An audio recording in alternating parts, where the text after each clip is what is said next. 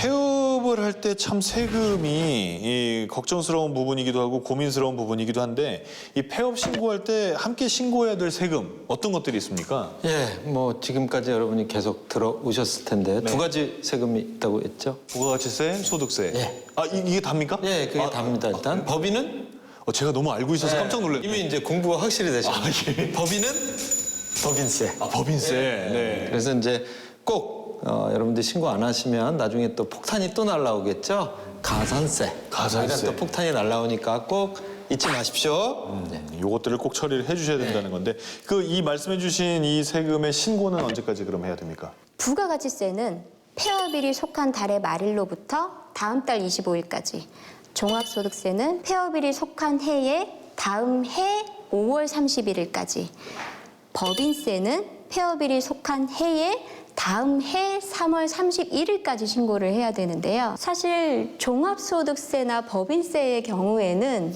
해가 넘어가기 때문에 많이 놓쳐요. 네. 그래서 달력에 미리 좀 표기를 해놓고 그 신고 기간에 맞춰서 꼭 신고를 하는 게 좋겠습니다. 이런 거 어떻게 다 외우세요? 이렇게 다 다른데?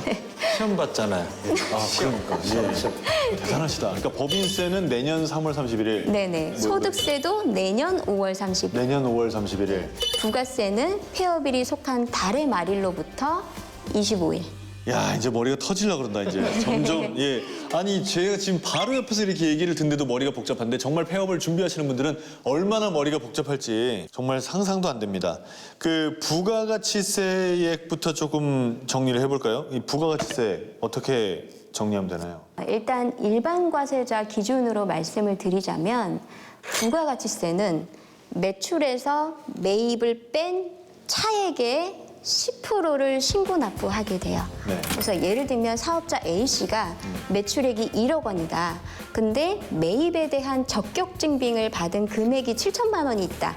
그러면 차액인 3천만 원의 10%인 300만 원을 신고 납부하시는데 이 과정에서 의제 매입세 공제라든지 신용카드 발행 세액 공제를 적용해서 차액을 납부하시면 됩니다. 매출도 그냥 매출이 아니라 증빙 가는 매출이네요. 네, 사실 부가세는 좀 어떻게 보면 융통성이 없는 세금이에요. 네. 그래서 내가 누군가는 꼭 내야 되는 거죠? 네, 그래서 사업을 운영하시면서 사실은 내가 실질적으로 매달 8천만 원의 비용이 나간다라고 해도 세무서에서 인정하는 적격증빙, 세금계산서, 계산서, 신용카드, 체크카드, 사업자 지출증빙용, 현금영수증을 받은 금액만 부가세를 공제해줘요. 그래서 그거를 이제 적격증빙이라고 하는데 적격증빙을 받은 금액만 공제해서 세금을 산출할 수 있습니다. 그럼 거기에 그런 건 안 들어갑니까? 이게 제가 만약에 뭐 이 종이를 사왔어요. 그러면 여기는 이제 매입이 확실히 딱 찍혔잖아요. 네네. 요거 이제 공제를 해주실 것 같은데. 네네네.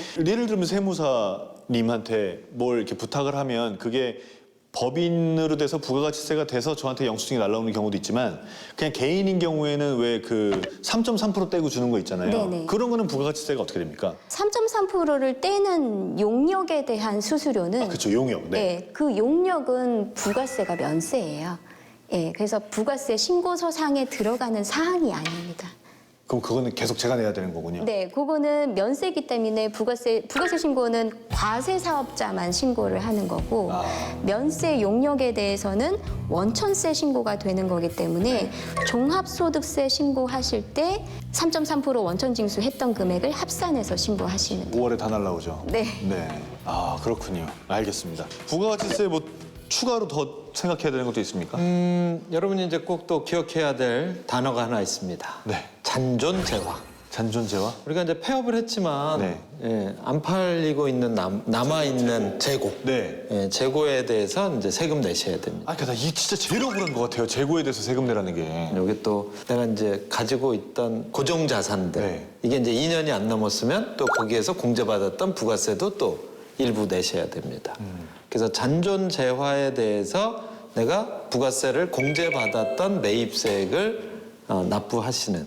그러니까 폐업할 때 이게 이제 아마들 되게 황당하실 수 있을 거예요. 왜냐면 그걸 내가 낼 거라고는 꿈에도 생각하신 분들이 없거든요. 그래서 혹시 폐업하시면 잔존재화 없도록 미리 다 처분하시면서 그 세금 내실 거 다 준비하시는 게 왜냐면 그거 그냥 재고로 갖고 있는데 세금만 떨렁 내버리시면 피해가 크죠. 피해가 크지 않습니까?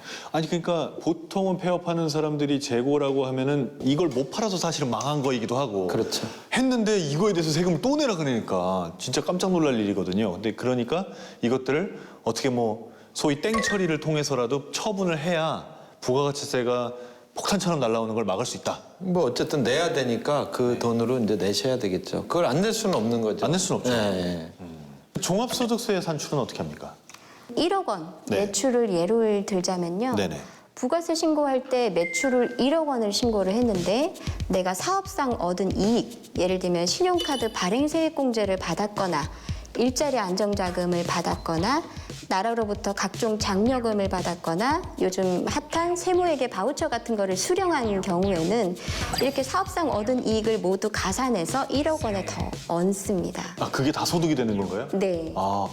세무공제 바우처도 소득인가요? 네네. 아이고야. 예. 세무회계 바우처라고 해가지고 예. 요즘 정부에서 세무회계 비용으로 쓸 수 있는 100만 원을 지원해주는 사업을 하고 있어요. 네. 그래서 이렇게 사업적으로 얻은 이익이 있으시면 이 금액을 매출액에 가산을 해야 돼요.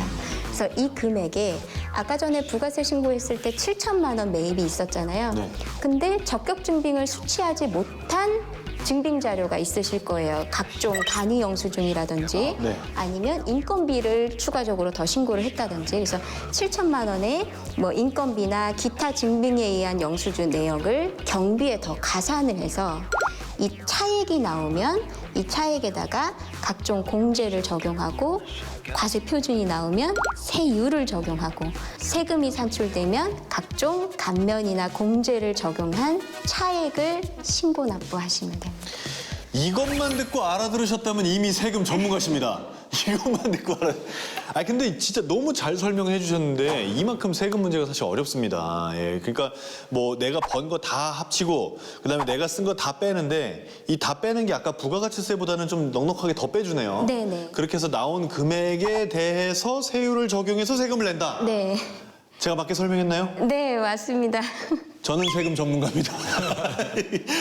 이게 참 예를 들어서 어렵네. 네. 숫자를 적용해서 한번 말씀을 드리자면 1억 원에 사업상 얻은 이익 500만 원을 더 가산하시고 7천만 원에 기타 증빙에 대한 경비가 1,000만 원 정도가 더 있으시면 더 가산을 하면 1억 500만 원에 8천만 원을 빼면 2,500만 원이 나오잖아요. 네.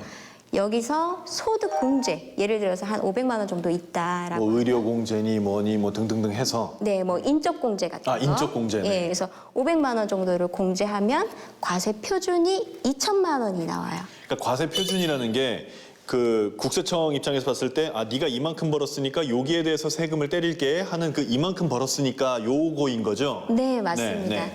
세금을 산출하기 위한 기본적인 금액이에요. 네. 그래서 과세 표준 구간마다 정해져 있는 세율을 적용하면 2천만 원에 대해서는 15% 세율 구간이거든요. 15%를 적용하고 누진 공제를 차감하면 약 200만 원 정도의 세금이 나와요. 근데 여기서 각종 세액 공제나 감면 등 뭐 중소기업 특별세액 감면 같은 거 적용을 하시면 200만 원보다는 이제 조금 더 낮은 세금을 내실 수가 있습니다.